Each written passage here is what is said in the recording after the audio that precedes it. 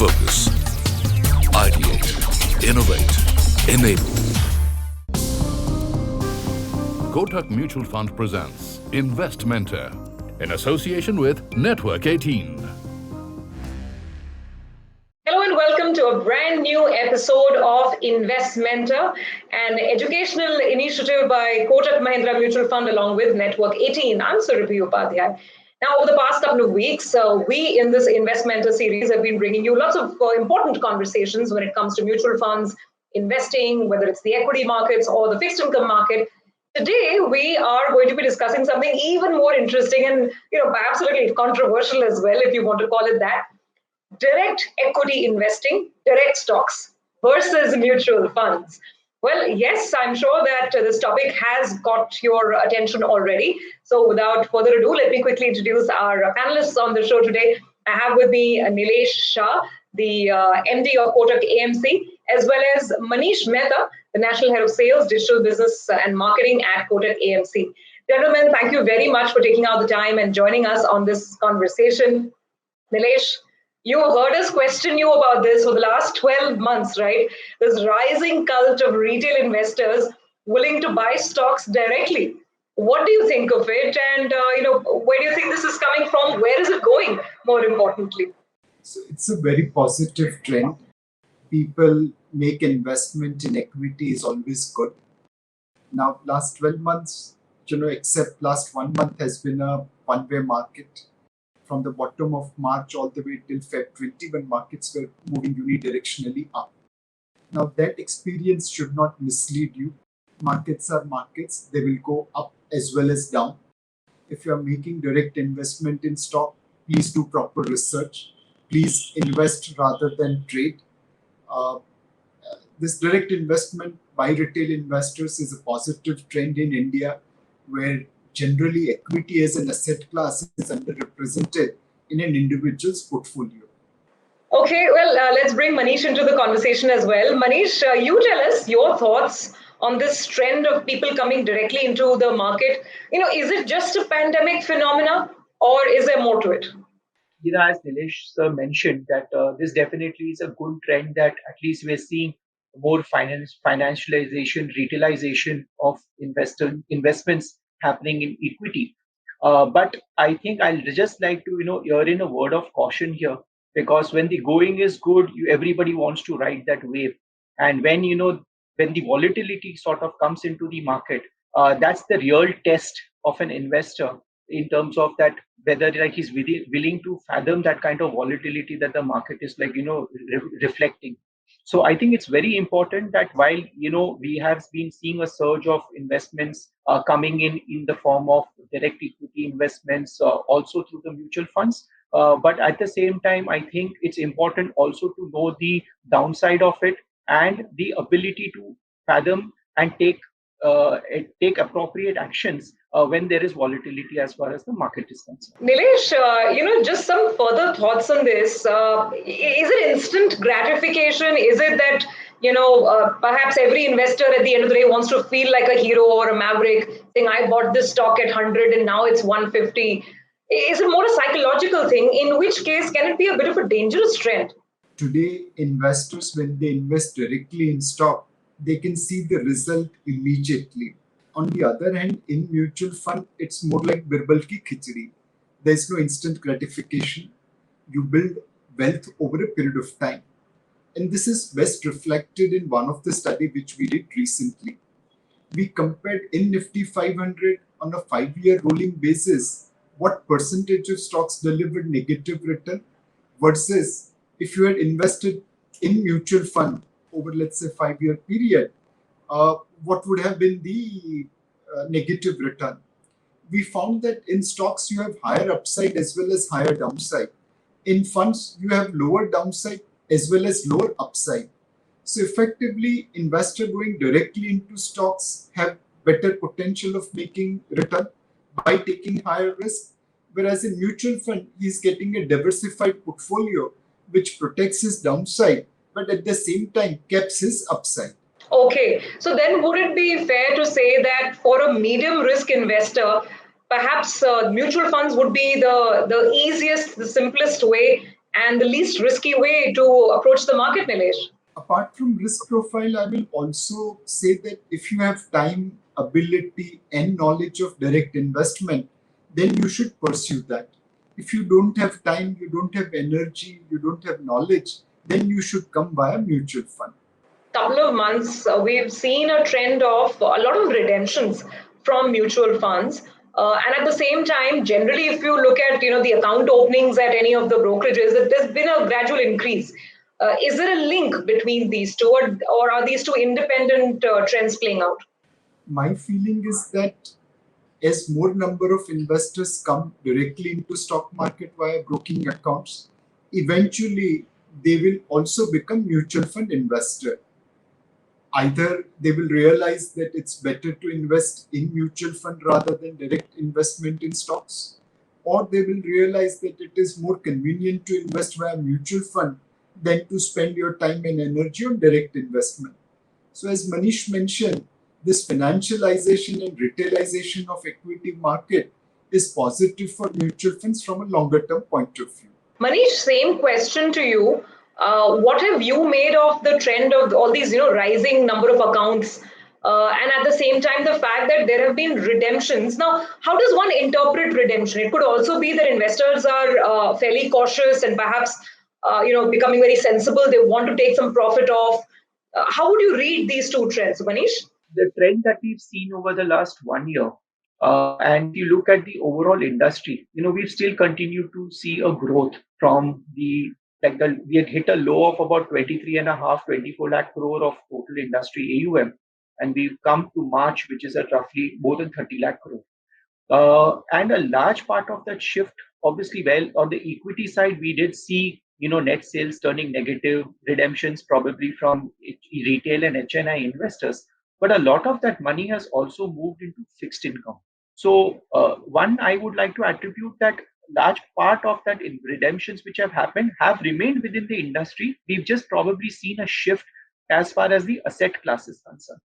The second trend is that even when we look at the data of the broking companies, and while yes, there have been very encouraging as far as broking accounts or demat accounts which have opened. But what's also very interesting to see is that these same entities have also seen encouraging SIP sales as far as new SIPs are concerned, and that's based on the data that we've just sort of analyzed when we look at these kind of companies. So I think somewhere they probably are using a broking account or a demat account as an entry hook for the customers who come in. Once they start, trading and have been getting a good experience, they're also then ensuring that they're sort of working towards taking them to the next baby step of mutual funds, but through the SIP route, so that the volatility can be ironed out and the experience of the investor over a long period of time is pleasant and much more encouraging. And then probably you may see a trend where the next step could be lump sum investments or higher investments, which could happen subsequently down the line. So I think, yes, I would somewhere like to see these linkages that these investors, once they've come into equity, demat, broking, they're then taking the next step of at least SIPs. Talk about a behavioral or a psychological aspect. Again, direct buying and selling of stocks is a very active, action-oriented thing, right? Because you're buying and you're selling, and it seems you're doing something. Whereas, as you said, a systematic investment plan for years together is like that birbal ki khichdi. And now, having said that, the mutual fund industry has also come up with ETFs, and they're growing in a big way.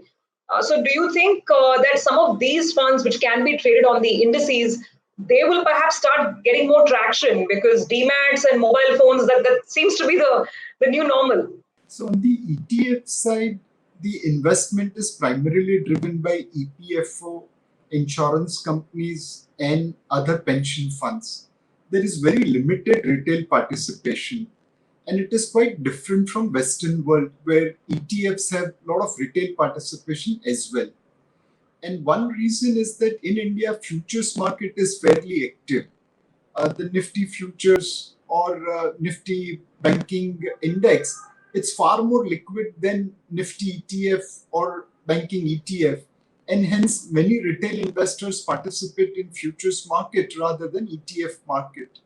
So over a period of time, compared to current level, ETF will have higher participation from institutional investors, but our deep derivatives market will ensure that retail participation will be more geared towards derivatives market than towards ETF market. So, how do you see this evolving, Nilesh? I mean, will there be a growing preference for some of the passive opportunities that are available? Because at least that's the way the world has gone. Or will the experience in India be different? Because perhaps a lot of first-time investors require more hand-holding and would be more comfortable with an active manager. So, active manager has to justify his or her existence by generating alpha.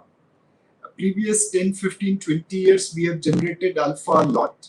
In last 5 years, alpha generation has come down compared to last 10 years. Going forward, I believe active and passive both will coexist. Those active fund managers which are able to generate alpha will continue to get money.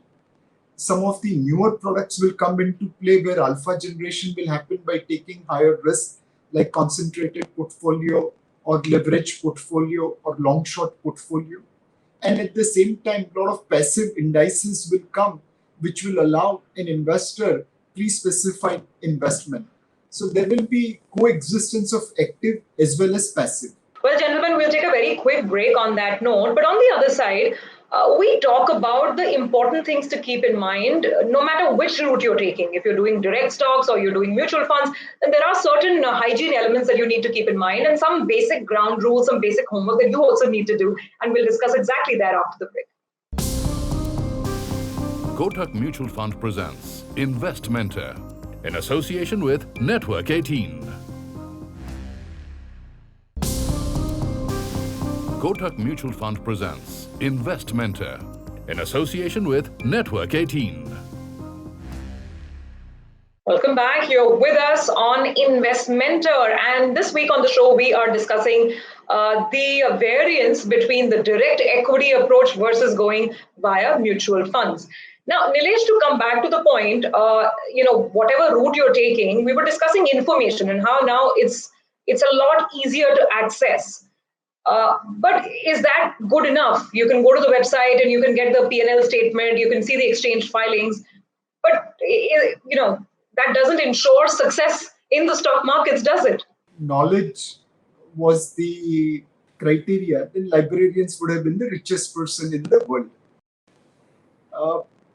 The success in investment is not just about reading information, it's more about analyzing that information and taking a call on that. Today, we believe many retail investors are driven by tips and what is being circulated in social media rather than genuine research. Even after doing genuine research, you could go wrong. So you need to have right technique as well as temperament in order to make money in stock market. Manish, your thoughts on this? Because, now apps come a dime a dozen. And, as Nilesh mentioned, it's very easy to download stuff and get information, open up charts. But what are the hygiene rules that you have to put in place? Because, I agree with Nilesh that information on its own cannot ensure that we get wealthy and rich. Yeah, so I agree with what Nilesh also had to mention. And I think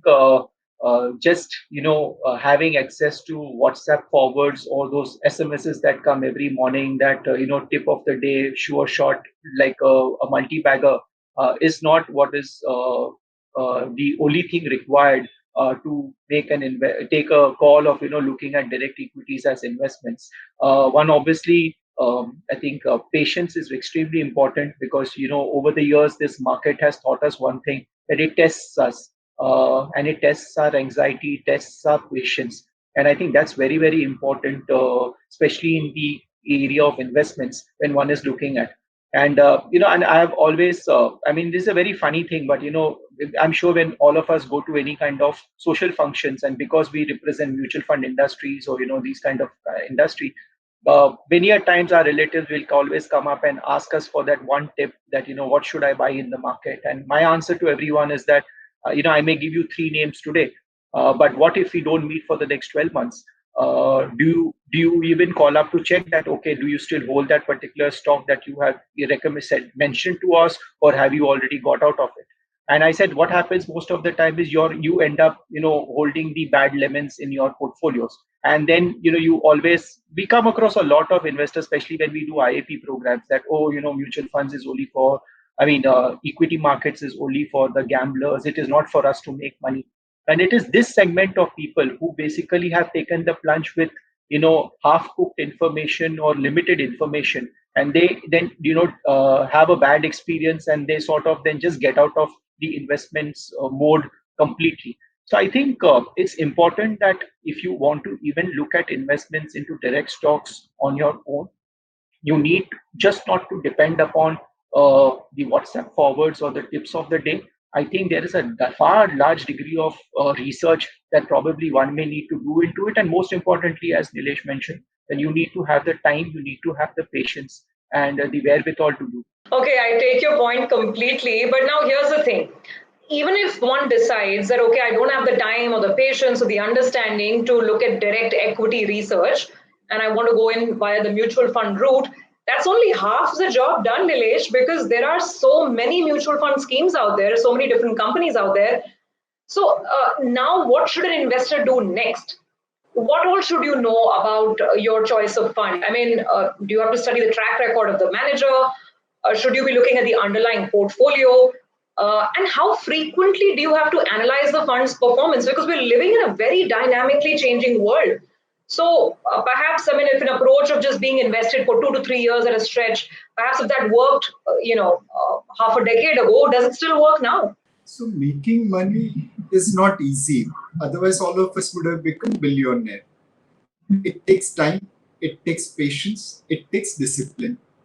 My recommendation to retail investor is that please go and get a very good advisor for yourself who will help you decide your financial planning, who will help you decide your financial objective, and then he will handhold you like a sarthi to navigate the volatility of the markets. If you have good advisor or distributor with you, then probably you can spend a couple of hours every quarter on your portfolio. Don't expect all the successes. With best research, you could still go wrong. But if you have the discipline of regular investment, long-term investment, and asset allocation, I'm sure you will be able to generate real return on your portfolio. Nilesh, that is one of the other big contentious issues, like return. There have been questions on mutual fund returns over the past couple of years, where the returns have gradually come off, whether the alpha, so to speak, in the Indian market is reducing. So again, what should the yardsticks be over here? And I'm talking about a medium risk appetite investor invested in a medium risk fund. So what are the new yardsticks, and how much time do you give to a fund? When do you realize that, okay, this is a strategy that's not working, perhaps I need to switch out? So is there any rule of thumb that one can remember? So one, you should be targeting real return. If inflation comes down, then your nominal returns also will come down. If inflation goes up, nominal return also goes up. So in an inflation of 30%, if you make 25% return, it's a negative 5% real return. And in an inflation of 2%, if you make 5% return, that's positive 3% return. While 5 versus 25 will look completely different. So one, focus on real return. Number two, you have to diversify yourself. You can't be always in the winning portfolio. You diversify your risk, which will help you optimize your return. It's never about maximization of return. It's about optimization of return per unit of risk taken. Now, when you make investment across mutual fund schemes, some will work, some may not work as much up to your expectation. You have to cut your losses when you realize that the portfolio which the scheme has invested is not in line with your philosophy. It's not in line with your parameters of quality or governance. If a fund is underperformed but the underlying portfolio is of quality, then you should give time, because eventually it will start delivering return. Manish, I'll take some final thoughts with you now. What is the advice that you'd like to give viewers today, especially the newcomers who are right now thinking whether to do direct stocks or mutual funds or maybe a mix of both? My advice to the new breed of investors who are coming into the market, and the last 1 year, definitely we've seen a lot of new millennials who have been experimenting with investments either in direct stocks or coming to the mutual fund route. I think it's very important that you plan your savings and your finances well. Obviously, these new millennials would have very immediate short-term requirements or thoughts from an investment perspective, because there are certain goals that they want to achieve in maybe a year's time or 3 years time. Mutual funds definitely gives you options across asset classes for planning your investments and breaking them into buckets.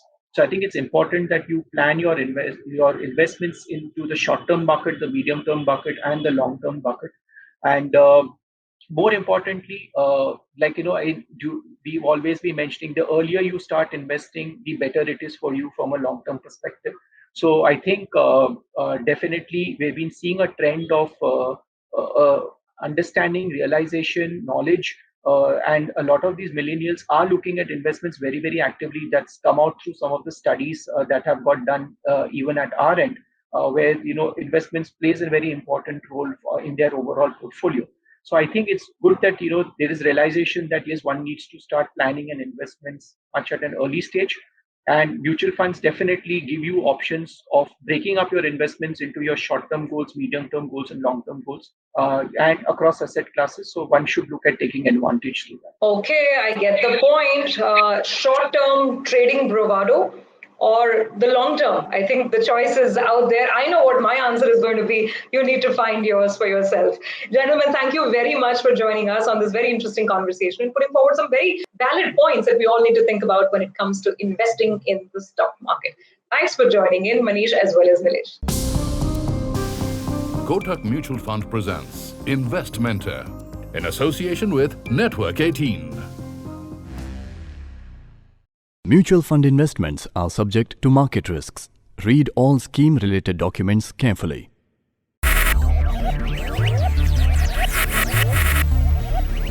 Focus. Ideate. Innovate. Enable.